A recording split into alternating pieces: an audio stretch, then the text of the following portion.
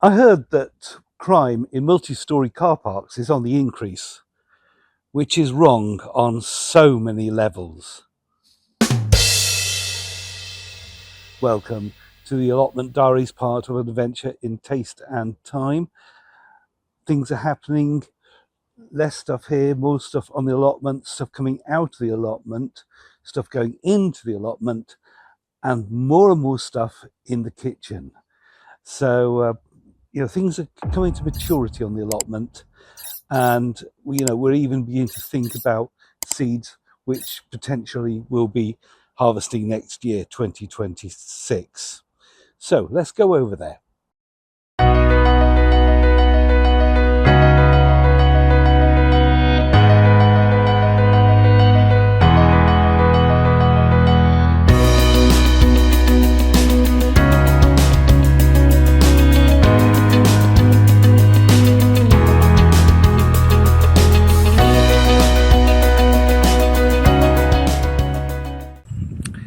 It's a beautiful evening and there's a cooling breeze because it's such a flat site, which is lovely. In the orchard area I put these bits of pipe in, as you noticed, if you notice, and these, as I'm sure you'll guess, is for irrigating. And how I put them together was really simple. I bought some waste pipes from Wix's. One pipe I made into 8 pieces, each with an angled end. Then simply a matter of hammering it in near to the roots of each bush or tree so it goes through the waterproof membrane.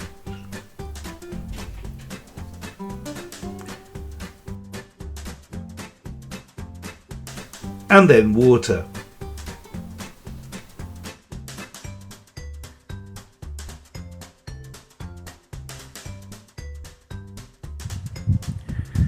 So I shall be rolling that out across here, the rest of the orchard area. I got concerned with the raspberries now forming that the birds might get more than their fair share, so I had to go about putting some netting over these. And quite a pleasant surprise. As I'd grown the artichokes from seed this year and had come to the conclusion I won't actually get any artichokes to table this year, but it looks like I will get a few.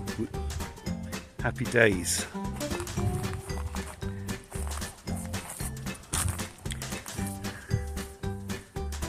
These lettuces in the shade of the polytunnel are doing nicely.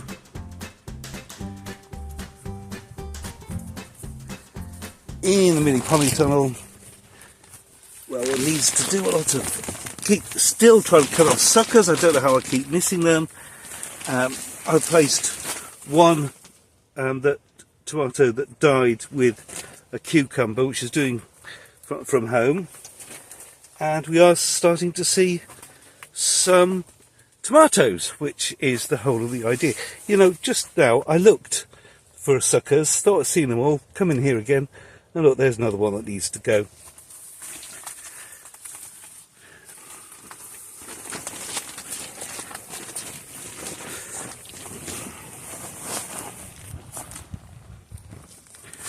Some crooknecks, which are squashes a bit like courgettes.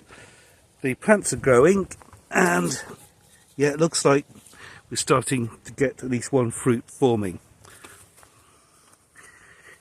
In the brassica tunnel, well, I've weeded out since last time the huge weeds, and some more have appeared near the curl to take them up, to the knees taking up.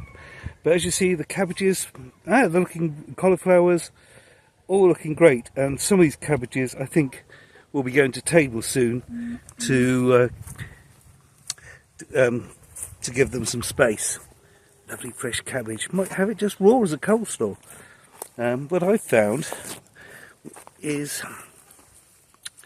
just doing the coleslaw with cabbage and some sesame paste tahini kind of dressing with some sesame seeds on top. It seems to be really nice. I've tried to do more complicated coleslaws in the past, but a simple one like that seems to be nice for the whole family. Cucumbers growing, except there's some dust, something on these three here, some sort of nasty. The overwintered broad beans have gone. These broad beans are finished for the season. I didn't know they suddenly died back like this, so the time has now come to get them rid of them and also use this patch for something else. I think dwarf French beans. So I'm going to get them up, get these plants up, but I'm using the hori, and I'll tell you why.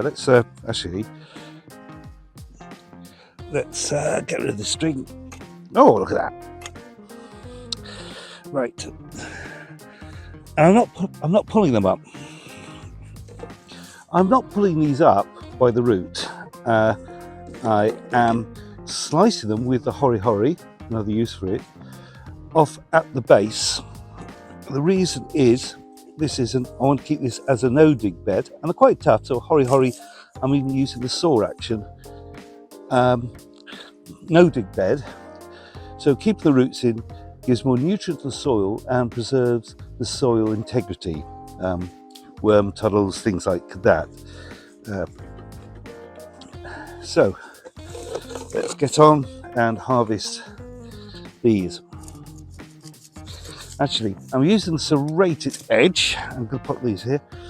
I'm actually running short of areas to put all these weeds and things. Let's just try on this one the sharp edge, non-serrated. That takes a bit more. I think it's the nature of it. It's sharp, but it's not that sharp. I think I might even have to sharpen this a bit more.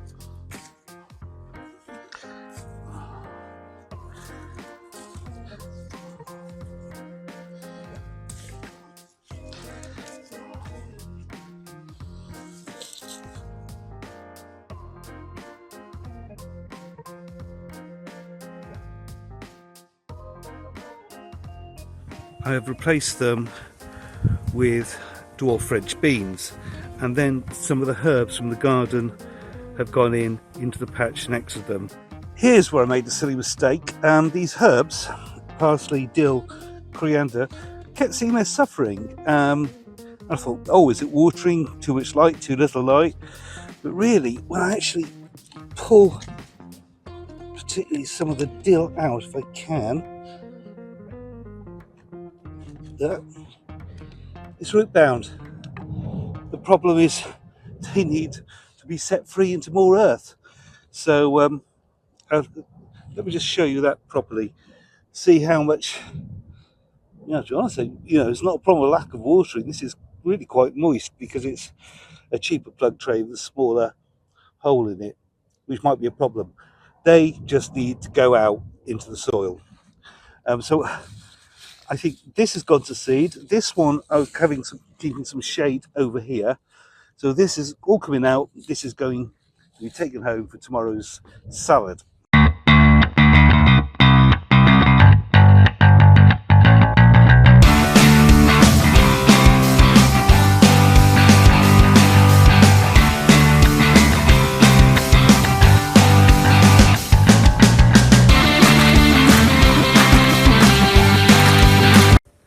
That rogue tomato plant, we'll just see what's happening, and then there's the lettuces growing as normal. Our runner beans are climbing nicely now. These are climbing French beans, and they will hopefully start climbing soon. Everything's going to get a water in a minute. Blight-free carrots, some radishes, I think. Chard, which are now cooking. For example, putting into make a bolognese, put some chard into it, things like that. Giant carrots, we've eaten one, these are looking good. There is an expression, grow your own carrots, something I've never successfully managed at home, but today I'm going to dig my first carrot.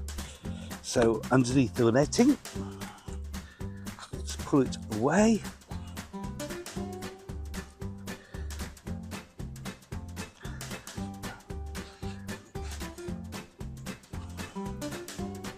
I know there's a big one here somewhere. Excuse the innuendo. Ah, yes.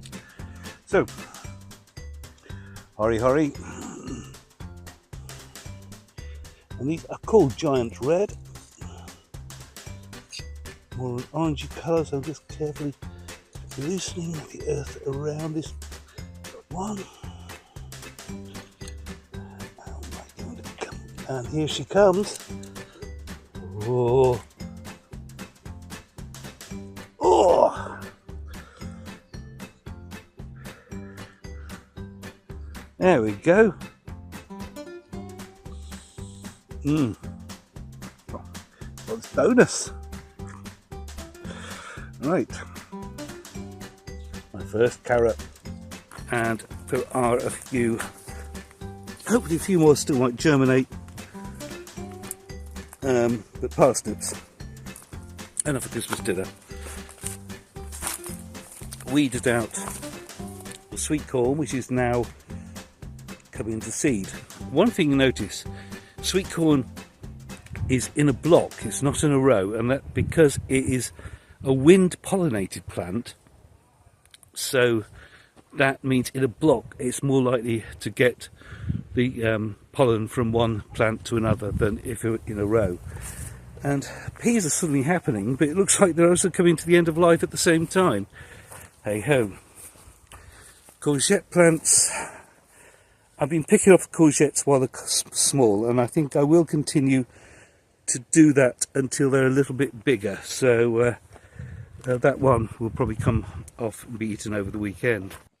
My courgette plants, Avon and Surbiton, are producing courgettes, but look, they're pretty small. So I'm going to take the courgettes now while they're small, because otherwise I think it's just too much strain on the plants at the moment. When they're bigger, I will let the courgettes grow bigger.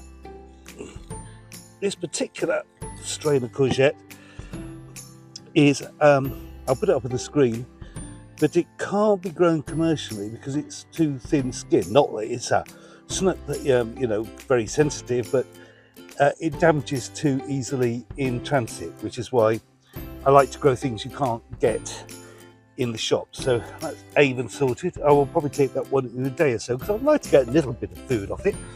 But Surbiton, I'm just going to take these two off you, my dear. There we go.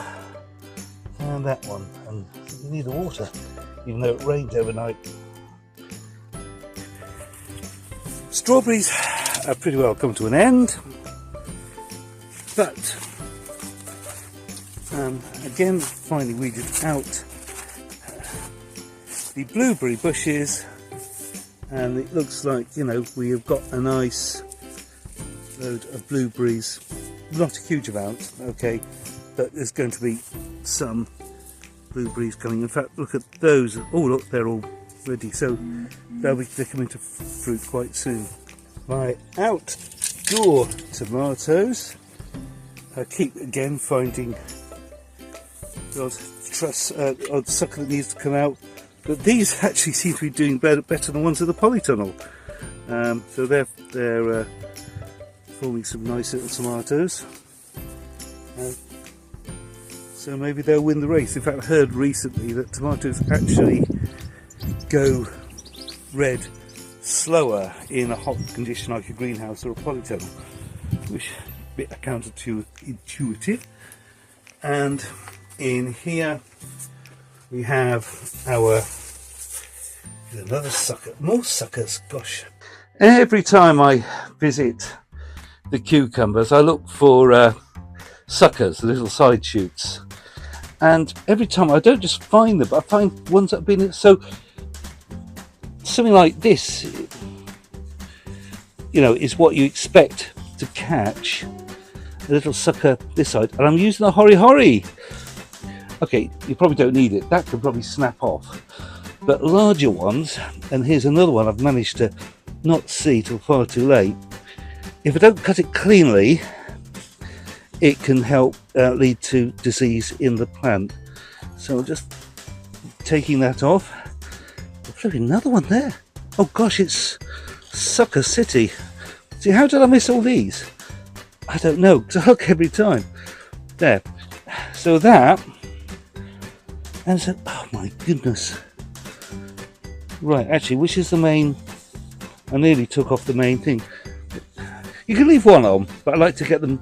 You can leave one sucker to actually grow. And see, how did I miss all those off that one plant?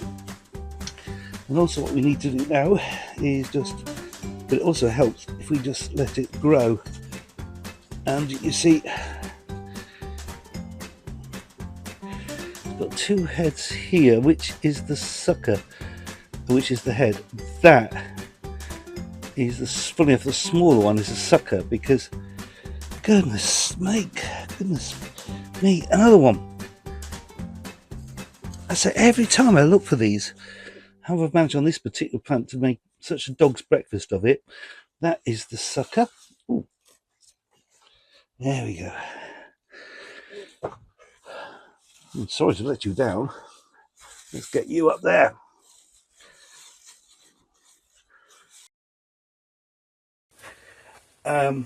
Well, cucumber interspaced with basil, and we are seeing cucumbers. Some nice two on that one. There's one here. Elsewhere, there are smaller ones, which might be pickling ones. I need to double check the type. So, yeah, it's all happening.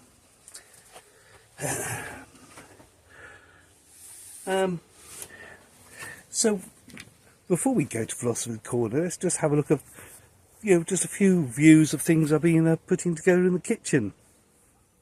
Apart from Valencian ham, everything in this starter is by me.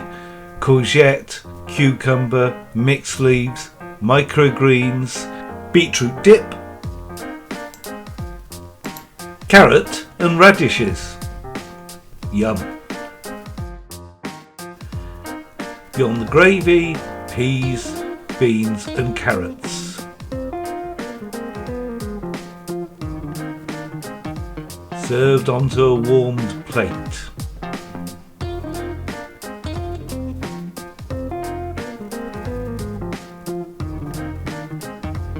Give it a shake. Mentioned before, putting chard into the bolognese. Chard is quite like spinach, but it has a tougher leaf so that they don't melt away completely, which I prefer. It actually brought a really lovely side to bolognese. And here we have beans and courgettes, and prepared. Courgettes beautifully fried. Well, they're beautiful fried. I don't think I've a particularly beautiful fryer. Spuds, and again a triumphant of 3 vegetables. Boiling potatoes again, all from the allotment. Served with my own beans, and this time runners from the shop.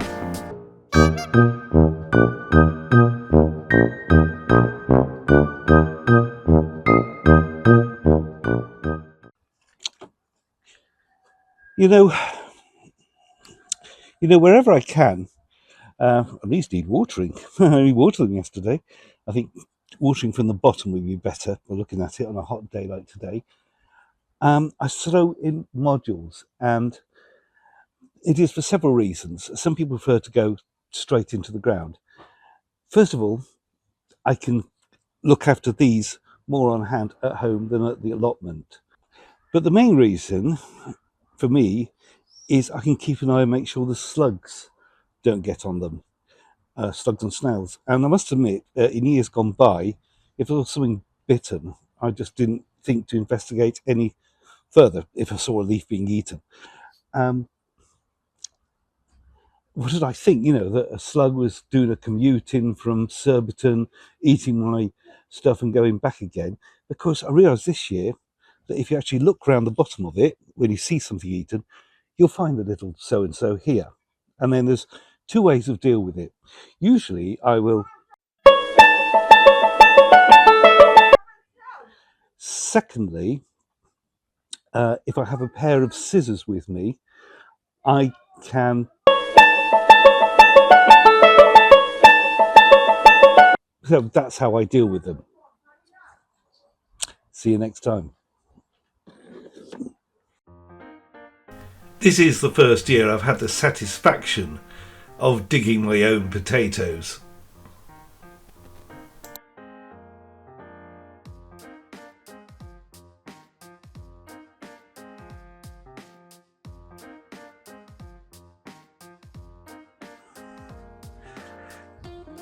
Organic Jurgana. Lovely, really thin skin on this as well. Salad tomorrow. Unfortunately, I've got an appointment, or else I would try and fit in getting the salad stuff directly on the day. But this I'm looking forward to. For some reason, this one cucumber has grown, and the rest are just starting. But they're starting. It's all good. Starting in the garden, first look is the microgreens. They were over in the sun, and the first day of really bright sunlight, I watered them in the morning, they looked fine. By the afternoon, when I actually wanted some for the tea, they pretty well all dried out. So I've put them over here straight behind the house, so the only sun they'll get is in the evening, like right now. And the flax, the mustard, and what else was it? Oh, cress, of course, recovered. The red radish, less so, but they're so easy and quick to get, and sort of, quite a cachet to put onto your greens. Since we're over here, let's look at the seedling bench here for a change. Since the brassicas have been suffering a bit, I've potted them onto larger pots, see if that helps. The lettuces are now potted out. Radishes and dill and coriander look good. Beetroot, leeks are very slow. It's just they're not root bound, they're just very slow. And over here is a load more for the winter, just sown, which is basically fennel, Savoy cabbage, a slightly reddish one, and pak choy. So hopefully we'll be having some of that this year and into next year. So there's very little over here now. There's basil, because that can cope with the heat and it's enjoying that. That'll go out at some stage. And this other basil I took from the allotment, put it in a glass of water with some others, which we use in the salad. It was left in the water, forgot about it. It grew roots, which you might have seen on a short. A couple of cucumbers still to go out.